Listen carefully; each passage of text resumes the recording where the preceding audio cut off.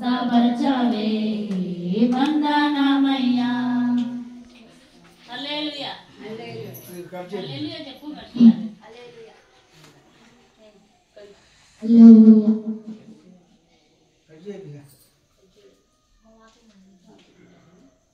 కీర్తనల గ్రంథము 127.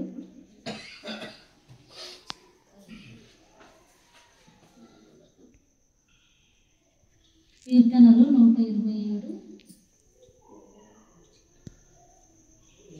3వ. కుమారులు యెహోవా అనుగ్రహించు స్వాస్థ్యము, గర్భఫలము ఆయన ఇచ్చు బహుమానమే.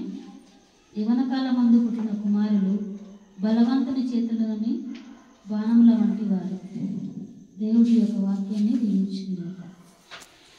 మరి ఈరోజు ఈ దినాన మరి పండు బర్త్డే, మరి దేవుడు ఇంతవరకు కాచి కాపాడిండు. మరి